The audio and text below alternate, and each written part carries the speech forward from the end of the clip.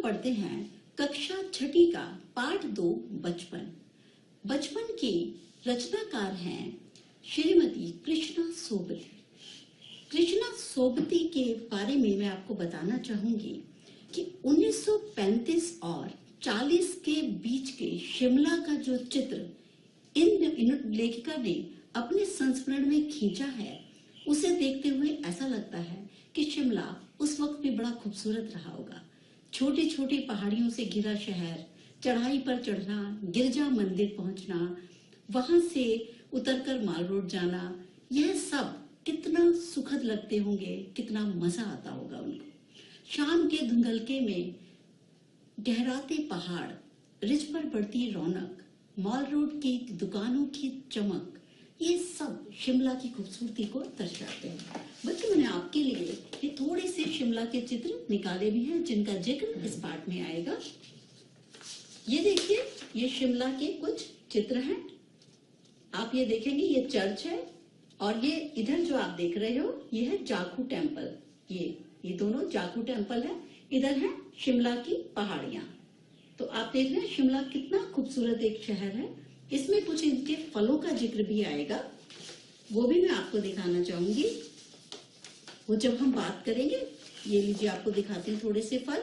ये है जैसे शहतूत, फालसा, और ये है रस भरी, और बहुत सारे फलों का जिनका जिक्र होगा, चेस्टनट, ठीक है, कासल, ये सारे फलों के चित्र मैं आपको दिखा रही हूँ। और ये आपको खास इसीलिए दिखा रही हूँ कि जब मैंने पहली बार पढ़ाया तो बच्चों के सामने ये मुश्किल आई कि बच्चों ने कहा मैम हमने तो ये फल नहीं देखे, तो इसीलिए मैं इन फलों के चित्र आपको दिखा रही हूँ।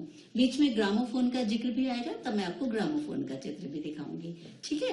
तो अभी हम लोग इस पाठ को शुरू करते हैं और थोड़ा सा मैं इनके बारे में बताना चाहूंगी कि इस पाठ में क्या बताया गया है।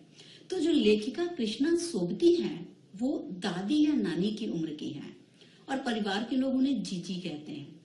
और इस उम्र में वे खुद को बुजुर्ग महसूस करती हैं, और क्योंकि उनका जन्म पिछली शताब्दी में हुआ था, इसलिए वो अपने बचपन के बारे में बताते हुए कहती है कि देखो आज के पहनने के उसमें, कि आजकल के कपड़े पहनने में और आजकल खाने पीने में बहुत से बदलाव आ गए हैं। तो इन सब बदलावों की चर्चा करते हुए वे अपने बचपन का जिक्र कर रही हैं। तो अब हम शुरू करते हैं ये पाठ, बचपन। तो पहले पेज से शुरू कर रही हूं मैं तुम्हें अपने बचपन की ओर ले जाऊंगी। मैं तुमसे कुछ इतनी बड़ी हूं कि तुम्हारी दादी भी हो सकती हूँ, तुम्हारी नानी भी, और बड़ी बुआ भी, और शायद बड़ी मौसी भी। परिवार में सभी लोग जीजी कहकर मुझे बुलाते हैं। ये कौन कह रहा है? कृष्णा सोबती बता रही है। किससे बात कर रही है? आप लोगों से, अपने बच्चों से। हाँ, मैं इन दिनों कुछ बड़ा यानी उम्र में कुछ ज्यादा ही सयाना महसूस करने लगी हूँ। लेखिका क्या कह रही है कि अब मुझे ऐसा लगता है कि हाँ, मैं उम्र के उस पड़ाव में आ चुकी हूँ जब मैं बच्चों को बहुत छोटा और स्वयं को बड़ा महसूस करती हूँ।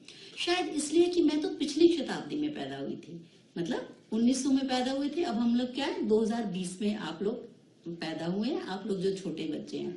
तो हम लोग कैसा महसूस करते हैं आपको कि हम आपके पीछे, हम आपसे बहुत बड़े हैं। एक शताब्दी, मतलब 100 शताब्दी क्या होती है? 100 वर्षों का समूह। तो हम तो 100 वर्षों का एक समूह इतना पीछे हो गए आपसे। मेरे पहनने ओढ़ने में भी काफी बदलाव आए हैं। पहले मैं रंग बिरंगे कपड़े पहनती रही हूँ, नीला, जामुनी, ग्रे, काला, चॉकलेटी आदि। तो पहले वो रंग बिरंगे कपड़े क्यों पहनती थी? क्योंकि वो छोटी थी। वो कह रहे लेकिन और कैसे कैसे रंग पहनती थी? नीले रंग के कपड़े, जामुनी रंग के कपड़े, गहरे रंग के कपड़े।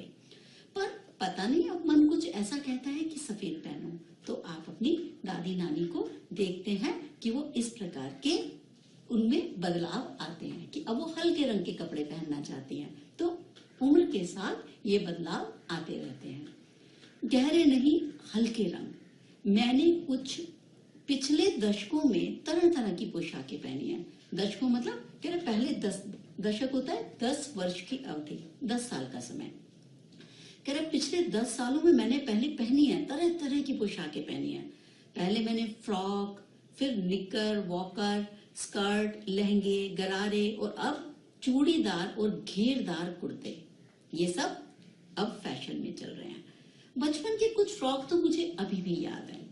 हल्की नीली और पीली धारी वाला फ्रॉक, गोल कॉलर और बाजू पर भी गोल कफ मतलब कॉलर जैसा, एक हल्के गुलाबी रंग का बारीक चुन्नट वाला घेरदार फ्रॉक, घेरदार मतलब इसमें खूब बड़ा सा घेरा होता है, नीचे गुलाबी रंग की फ्रिल मतलब झालर लगी हुई। ये बहुत ही हमेशा एक बड़ा एवरग्रीन सा फैशन रहता है कि गुलाबी रंग की फ्रिल वाली झालर वाली फ्रॉक हम बच्चों को पहनाते हैं। तो लेखिका कह रही मैंने भी अपने बचपन में पहनी थी। उन दिनों फ्रॉक के ऊपर की जेब में रुमाल और बालों में इतराते हुए रंग बिरंगे रिबन का चलन था। मतलब जो ऊपर के फ्रॉक के ऊपर जेब में रुमाल लगाते थे और बालों में क्या करते थे, रंग बिरंगे रिबन लगाकर बच्चे खूब इतराते इठलाते घुमा करते थे। लेमन कलर का बड़े प्लेटों वाला गरम फ्रॉक जिसके नीचे फर टंगी थी, लेखिका को आज भी याद है। तो लेमन कौन सा होता है, नींबू के रंग का। कह रहे नींबू के रंग का, बड़ी बड़ी प्लेटें क्या होती हैं जिसमें बहुत बड़ी ऐसे, जो जैसे मम्मी आपकी साड़ी पहनती है उसमें प्लीट्स बनाती है ना, इस तरीके के प्लेटों वाला गरम फ्रॉक जिसमें नीचे फर लगा हुआ था। क्योंकि वो शिमला में रहती है तो संभवतः यह सर्दियों का या ऊनी फ्रॉक उसका रहा होगा। 2 ट्यूनिक भी याद हैं, एक चॉकलेट रंग का और एक अंदर की कोटी मतलब अंदर का जो आप टॉप पहनते हैं, ब्लाउज पहनते हैं, वो प्याजी कलर का, प्याज के कलर का। दूसरा ग्रे और उसके साथ सफेद कोटी। तो कहने का मतलब ये है कि जो लेखिका है वो अपने बचपन की सारी बातें याद कर रही है और आप लोगों से साझा कर रही है। कह रहे मुझे अपने मोजे और स्टॉकिंग आज भी याद हैं। बचपन में हमें अपने मोजे खुद धोने पड़ते थे, वह नौकर या नौकरानी को नहीं दिए जा सकते थे, इसकी सख्त मनाही थी। तो कह रहा है हमारे जो मोजे थे या जो पतली जुराबें होती हैं स्टॉकिंग, उनको कह रहा हमें खुद धोना पड़ता था, नौकर या नौकरानी को नहीं दे सकते थे, इसकी सख्त मनाही थी। क्यों थी? संभवतः उनके घर में अनुशासन का, नियम का कड़ाई से पालन किया जाता होगा और वो चाहते होंगे उनके परिवार वाले कि बच्चों को शुरू से अपने कामों को स्वयं करने की आदत पड़े। आप लोग भी करते होंगे कुछ काम खुद।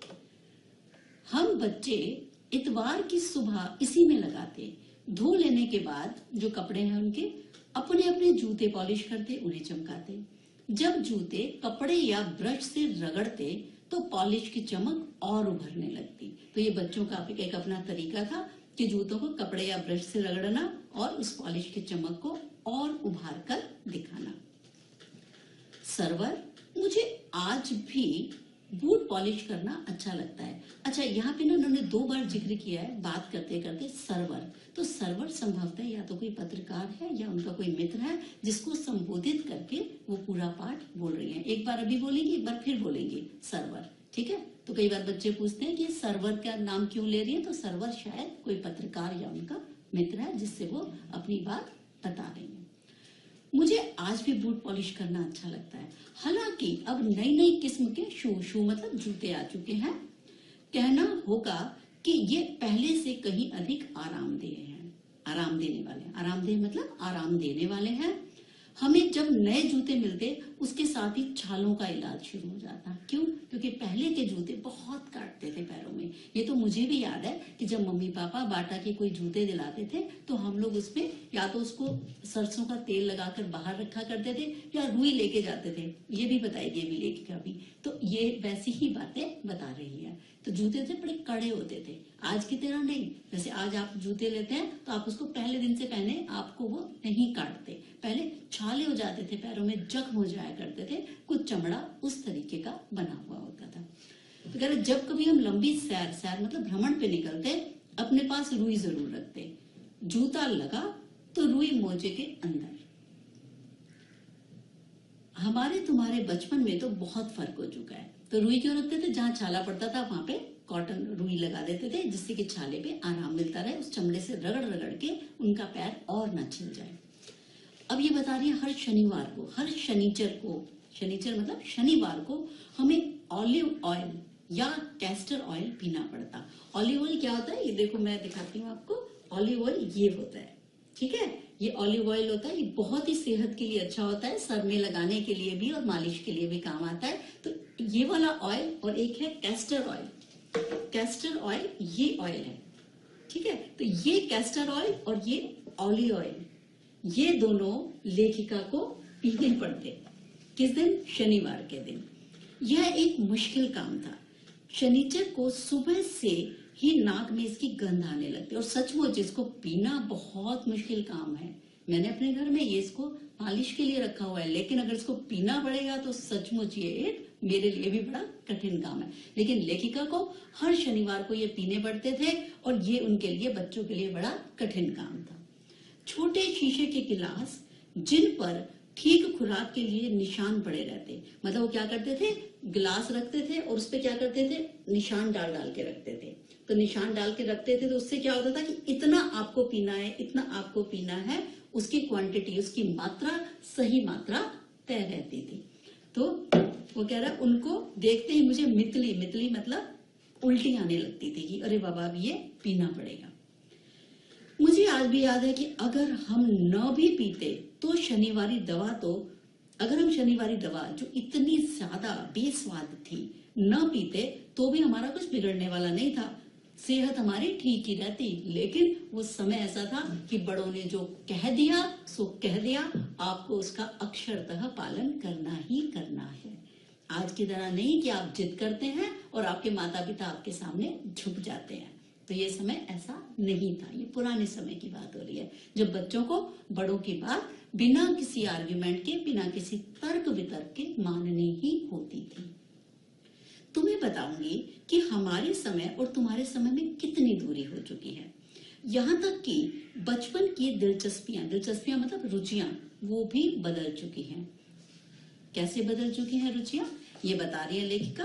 याद रहे उन दिनों कुछ घरों में ग्रामोफोन थे, रेडियो और टेलीविजन नहीं थे। ये देखिए, ये है ग्रामोफोन।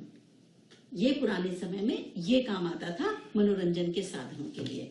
तो वो बता रही है कि कुछ घरों में ग्रामोफोन थे, रेडियो, टेलीविजन नहीं थे। हमारे बचपन की कुल्फी आज किस में बदल गई है? आइसक्रीम में। कचौड़ी, समोसा पैटीज में बदल गया है। शहतूत और फालसे और खसखस के शरबत, ये जो मैंने आपको दिखाया था, शहतूत, फालसे, मैं आपको दिखाती, ये है ना, ये है फालसा और ये है शहतूत, ये भी आपने देखा होगा। तो शहतूत और फालसे आज किस में बदल गए हैं? खसखस के शरबत और कोक, पेप्सी। आजकल आप क्या पीते हो?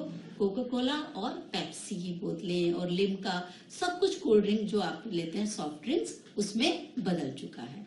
उन दिनों कोक नहीं होती थी, लेमनेड और विमटो मिलती थी। तो लेमनेड क्या होती थी? नींबू पानी जैसी होती थी, और एक कंचे वाली बोतल भी आती थी। तो वो लेखिका उसको ये वहां पर उस समय पर वो प्रचलित थी। ये बता रही किस तरीके से बदलाव, दोनों पीढ़ियों का बदलाव, शताब्दी का बदलाव, खाने में बदलाव, पीने में बदलाव, मनोरंजन में बदलाव, घूमने फिरने में बदलाव, इस सारे बदलावों की चर्चा आपसे कर रही है। शिमला और नई दिल्ली में बड़े हुए बच्चों को वैंगर्स और डेविको रेस्तरां की चॉकलेट और पेस्ट्री का मजा देने वाली होती। हम भाई बहनों की ड्यूटी लगती शिमला मॉल से ब्राउन ब्रेड लाने की। ब्राउन ब्रेड आजकल तो बहुत प्रचलित है ना। जो लोग बहुत जिमिंग का, जो लोग अपनी सेहत का ज्यादा ध्यान रखते हैं, वो मैदा वाली ब्रेड नहीं खाना चाहते, तो वो क्या खाते हैं? ब्राउन ब्रेड खाते हैं। तो कह रहा हम भाई बहनों की क्या ड्यूटी लगती थी कि शिमला मॉल रोड से जाके आपको ब्राउन ब्रेड लेके आनी है। और वेंगर्स तो आपने सुना ही होगा, कनॉट प्लेस में भी है ना वेंगर्स, बहुत बड़ा, जहां से आप पेस्ट्री वगैरह लेके खाते हैं, गोल चक्कर के पास। और यहाँ भी है एक, जहाँ कड़कड़डूमा कोर्ट के पास, वहां भी एक वेंगर्स की ब्रांच आई है। तो ये सारा आप जानते हो, उसके बिस्किट्स, इसकी पेस्ट्रीज बहुत अच्छी होती हैं। तो ये वेंगर्स कह रही है वहां था, तो हम लोगों को ड्यूटी लगती थी कि उससे लेके आएंगे खाना। हमारा घर मॉल रोड से ज्यादा दूर नहीं था।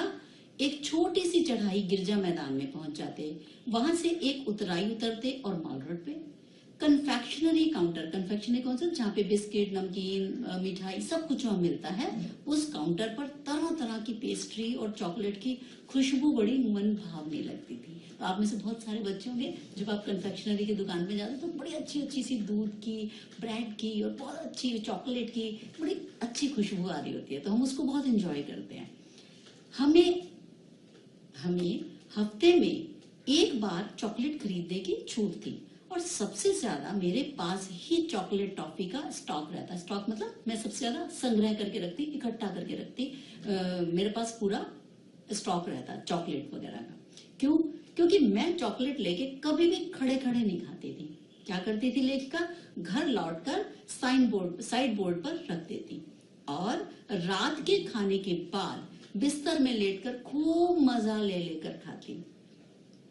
शिमला के काफल भी बहुत याद आते हैं, एकदम खट्टे मीठे और कुछ तो एकदम लाल, कुछ गुलाबी, रस भरी, कसमल। ये सब सोचकर ही मुंह में पानी आ जाता है। और चेस्टनट एक और गजब की चीज, आग पर भुने जाते और छिलके उतार कर मुंह में। तो इसमें आपको ये कुछ फल देखने को मिलेंगे। ये है ये कसमल और जो चेस्टनट और काफल, रसभरी, ये सब इनके चित्र हैं।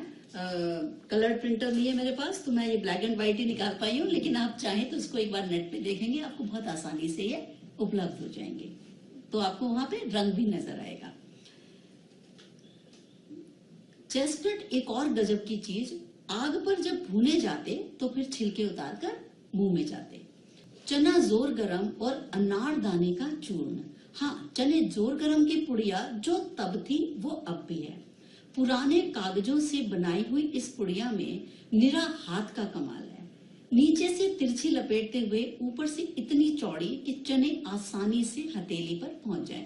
आज भी आप देखते हो कि बहुत सारे जो वेंडर होते हैं वो कैसे बनाते हैं, चना जोर गरम जो देते हैं या फिर कई बार भुने हुए चने भी देते हैं और भी कुछ, आप ट्रेन में कभी जाएं तो मसाले वाली दाल जो भी देते हैं तो वो कैसे बनाते हैं उसको, वो नीचे से तो बहुत पतली सी होती है और ऊपर से उसका मुंह खुला हुआ होता है। तो आप जब उसको खाना चाहते हैं तो वो बड़े आसानी से आपकी हथेली पर वो भोजन गिर जाता है जो भी आपने लिया है और उसको खा सकते हैं। चना जोर गरम आज भी खूब मार्केट में बिकता है। अनारदाने का चूरन, ये भी आप बहुत आराम से स्कूलों के बाहर भी इस तरीके के आपको मिल जाएंगे जो ठेले पे खाली यही सुपारी और ये सब बेचते हैं, है ना, और बड़ी दुकानों पे भी उपलब्ध है आज। तो ये आपको देखने को मिलता है, इससे आप को भी इसकी जानकारी है। एक वक्त था जब फिल्म का गाना चना जोर गरम बाबू मैं लाया मजेदार चना जोर गरम, उन दिनों स्कूल के हर बच्चे को आता था। ठीक है, ये पुरानी फिल्म का गाना है। कुछ बच्चे पुड़िया पर तेज मसाला बुरकवाते, बुरकवाते मतलब छिड़कते, जो तेज मसाला इस तरीके से बुरकना कहते हैं इसको, छिड़कना। तो तेज मसाला छिड़कवाते, पूरा गिरजा मैदान घूमने तक यह पुड़िया चलती। एक एक चना पापड़ी मुंह में डालने और कदम उठाने में एक खास ही लय और रफ्तार थी, मतलब समान गति थी। जब हमारे पास जो चना जोर गरम लिया या चना पापड़ी लिया तो उसका क्या है, मात्रा तो कम है और मैदान तो बड़ा है, तो हम लोग बड़े ध्यान से, लेखिका बताती है, हम लोग बड़े ध्यान से धीरे धीरे खाते उसको, जिससे कि जितने टाइम समय हम घूमे ज्यादा से ज्यादा समय हमें क्या मिल सके, चना जोर गरम को हम खा सके। छुटपन में हमने शिमला रिज पर बहुत मजे किए हैं, घोड़ों की सवारी की है। शिमला के हर बच्चे को कभी ना कभी यह मौका मिल ही जाता था। तो क्या बता रहा है, छुटपन में मतलब जब हम छोटे थे तो हमने शिमला के रिज, मतलब शिमला का जो रिज है उस पे हमने बहुत मजा किया है। शिमला रिज कहाँ है, एक पुल जैसा है वो, और घोड़ों की सवारी की है। शिमला के हर बच्चे को कभी ना कभी ये मौका जरूर मिलता है जब वो शिमला के रिज पर घूम सके, घोड़ों की सवारी कर सके। हम जाने क्यों घोड़ों को कुछ कमतर करके समझते, उन पर हंसते थे। ननिहाल के घोड़े खूब हृष्ट पुष्ट और खूबसूरत, और उनकी बात फिर कभी।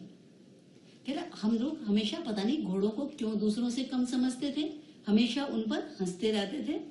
नानी के घर जब जाते तो उनके घोड़े खूब तंदुरुस्त और हष्ट पुष्ट होते और उनकी बात कभी हमें और निराली लगती। शाम को रंग बिरंगे गुब्बारे, सामने जाखू का पहाड़। अगर आप शिमला गए हैं तो आपने देखा होगा वहां जाखू एक टेम्पल है और वो हनुमान जी का टेम्पल है जो मैंने आपको अभी दिखाया भी था और बहुत ही प्रसिद्ध है। जो भी शिमला जाता है बड़ी ऊंचाई पर है, जाते जाते बड़े हांफने लगते हैं। वहां की विशेषता है कि वहां पर बहुत सारे बंदर होते हैं। इतने बंदर होते हैं। ये वाला टेम्पल, ये टेम्पल मैं आपको कह रही हूँ, ये जाखू का हनुमान जी का टेम्पल है। तो इसमें बहुत सारे बंदर होते हैं बच्चों, और इतने होते हैं कि चश्मा उतार के भाग जाते हैं, आपके साथ में चिपक जाएंगे आपके पैरों पे, और आप चलते जाएंगे वो आपके पैरों पे चिपके रहेंगे, और आप चलते जाइए, प्रसाद वो आपकी जेब से निकाल लेते हैं। तो जब तक आप उन्हें प्रसाद नहीं देंगे वो आपको आपका चश्मा नहीं देंगे। तो बहुत ही इंटेलिजेंट बंदर है वहां के, बहुत शैतान है तुम लोगों जैसे। तो ऐसे बंदर जाखू टेम्पल पे, जाखू के पहाड़ पे आपको दिखाई देंगे। ऊंचा चर्च भी है, और चर्च की घंटियां बजती हुई, चर्च भी मैंने आपको दिखाया इधर, ये रहा चर्च, ये चर्च है, ये वाला चर्च, शिमला का चर्च भी बहुत प्रसिद्ध है। तो कह रहा है जब ये सारा मिलजुल कर इसकी घंटियां बजती हैं, उनकी गूंज दूर तक फैल जाती है। ऐसा लगता है जैसे संगीत से प्रभु यीशु खुद ही कुछ कहने की हमसे कोशिश कर रहे हो। मतलब बहुत ही सुंदर मनोरम वातावरण बन जाता है। एक तरफ चर्च की घंटियां बज रही है और एक तरफ जाखू टेम्पल के हनुमान मंदिर में पूजा हो रही है। सामने आकाश पर सूर्यास्त हो रहा है। गुलाबी सुनहरी धारियां नीले आसमान पर फैल रही हैं, और दूर दूर फैले पहाड़ों के मुखड़े गहराने लगे। यानी जो पहाड़ियां हैं वो और खूबसूरत लगती हैं कब, जब आसमान में सूर्यास्त हो रहा हो, तो वो ऑरेंज कलर की और बहुत ही सुंदर, जिसे कहते हैं ना सुनहरी होती होती धीरे धीरे धूप जाती है। अगर आप पहाड़ियों पे गया तो आपने ये मजा जरूर लिया होगा। देखते देखते बत्तियां टिमटिमाने लगती हैं। रिज पर की रौनक और माल रोड की दुकानों की चमक के भी क्या कहने। स्कैंडल पॉइंट की भीड़ से उभरता कोलाहल।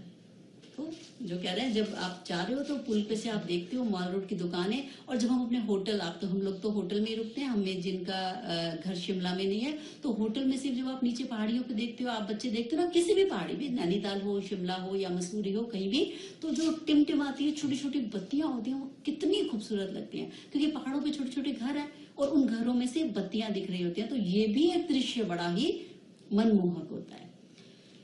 अब ये फिर बोली है सरवर। स्कैंडल पॉइंट के ठीक सामने उन दिनों एक दुकान हुआ करती थी, जिसके शोरूम में शिमला कालका ट्रेन का मॉडल बना हुआ था।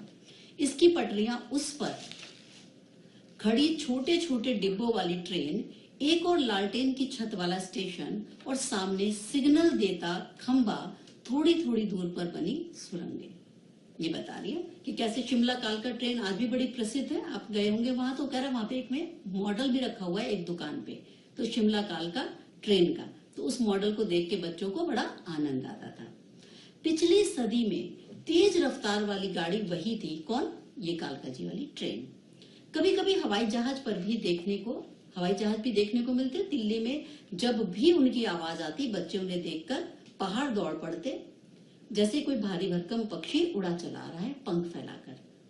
यह देखो वह गायब हो गई, उसकी स्पीड ही हमें इतनी तेज लगती।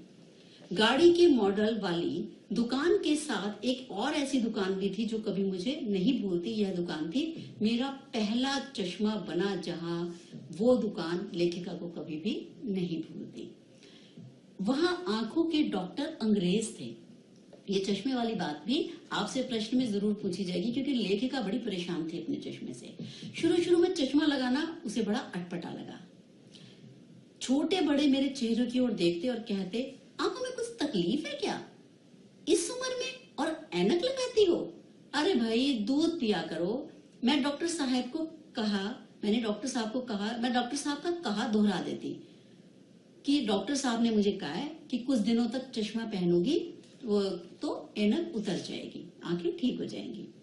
वैसे डॉक्टर साहब ने पूरा मुझे भरोसा दिया था, आश्वासन मतलब भरोसा, पूरा आश्वासन दिया था, लेकिन चश्मा तो अब तक नहीं उतरा, बस नंबर ही कम होता गया। ये लेखिका बता रही है कि आज तक नहीं उतरा जो बचपन में मेरे लगा था। हालांकि मैं आप इसकी जिम्मेदार हूं। जब आपकी रोशनी, आप दिन की रोशनी छोड़कर रात में टेबल लैंप के सामने काम करेंगी, तो इसके अलावा और क्या होगा? जब पहली बार मैंने चश्मा लगाया तो मेरे चचेरे भाई ने मुझे छेड़ा, देखो देखो देखो कैसी लग रही है, और उसने उसके लिए गाना भी बना दिया। किसके लिए? लेखिका के लिए भाई ने छेड़छाड़ में गाना भी बना दिया। तो आप भी बहुत सारे बच्चे ऐसे होंगे जो दिन की रोशनी में नहीं पढ़ते, हर समय ट्यूबलाइट में सारे पर्दे डालकर पढ़ते हो। तो ये भी ध्यान रखा करो, जो छोटी छोटी चीजें हैं किसी भी पाठ की, वो ऐसे निरर्थक नहीं बोली जाती, बल्कि आपको छोटी छोटी बातें सिखाई जाती हैं, सिखानी है हमें, इसलिए बताया जाता है। साहित्य कभी भी निरुद्देश्य नहीं होता। ऐसा नहीं होता कि हम कुछ भी बोलते जा रहे हैं, कुछ भी लिख दिया गया है, नहीं, उसका हमेशा कोई ना कोई पर्पस होता है, छोटी से छोटी बात का। अब इसका भाई, जो लेखिका का भाई है, वो उसको छेड़ेगा। आंख पर चश्मा लगाया ताकि सूझे दूर की, यह नहीं लड़की को मालूम सूरत बनी लंगूर की। अब क्या है, लेखिका को छेड़ता रहता है कि देखो तो सही कि आंख पे चश्मा लगा के ऐसे समझ रही है कि मुझे दूर की बहुत दिखाई देगी, लेकिन सच्चाई क्या है कि इसकी तो सूरत लंगूर जैसी लग रही है। लंगूर जानते हो ना, लंबी पूंछ वाला काले मुंह वाला जो बंदर होता है, जो बहुत शैतान होता है, बहुत कूदता फांदता रहता है। मैं खींची, मतलब मैं चिढ़ गई, मुझ पर क्यों दोहराया जा रहा है, पर मुझे शेर बुरा नहीं लगा। मुझे लगा भाई ने शेर तो बड़ा अच्छा लिखा है। जब वे चाय पीकर चले गए तो मैं अपने कमरे में आकर आईने के सामने खड़ी हो गई। कई बार मैंने अपने आप को निहारा, ऐनक उतारी फिर पहनी, ऐनक उतारी फिर पहनी, देखती रही, क्या सूरत बनी लंगूर की। नहीं नहीं नहीं, हाँ हाँ हाँ, नहीं नहीं हाँ हाँ हाँ। मैंने अपने छोटे भाई का टोपा उठा के सिर पे रख लिया। मुझे कुछ अजीब सा लगा, अच्छा भी लगा और मजाकिया, मतलब मजा देने वाला। तब की बात थी। अब तो चश्मा मेरे चेहरे के साथ ऐसा घुल मिल गया है कि जब कभी मैं चश्मा उतारूं तो मुझे लगता है कि चेहरा बड़ा खाली खाली लग रहा है। याद आ गया वह टोपा, काली फ्रेम का चश्मा और लंगूर की सूरत। हाँ, इन दिनों शिमला में मैं सिर पर टोपी लगाना पसंद करती हूँ। मैंने कई रंगों की टोपियां जमा की हुई हैं, कहाँ दुपट्टों का ओढ़ना और कहाँ सहज सहल सुभीते वाली हिमाचली टोपियां। कह रहे कहाँ तो दुपट्टा ओढ़ो, ये सब करो, और कहाँ जो हिमाचल के हमारे लोग हैं वो सुभीता माने आराम, आराम देने वाली, सहज माने बड़ी सहजता से, जो कि सरलता से लग जाए। हिमाचली टोपियां आपने देखी होंगी, वो इस तरीके की होती है, इतने रंगों वाली होती है, और वो सिर पे गोलाकार की होती है। तो वो हिमाचली टोपियां आपने देखी होंगी, तो वो हिमाचली टोपी कहती है। मैं वो लगाती हूँ और मुझे उसमें लगा के बहुत आनंद आता है। तो बच्चों, ये था हमारा आज का पाठ बचपन। आशा करती हूँ आपको काफी अच्छा लगा होगा ये पाठ। और अगर आपको फिर भी इसमें कुछ पूछना हो तो आप मुझसे कभी भी मेरे कमेंट बॉक्स में डाल के पूछ सकते हो। ठीक है, तो अब तक के लिए ये इतना ही था। नमस्कार।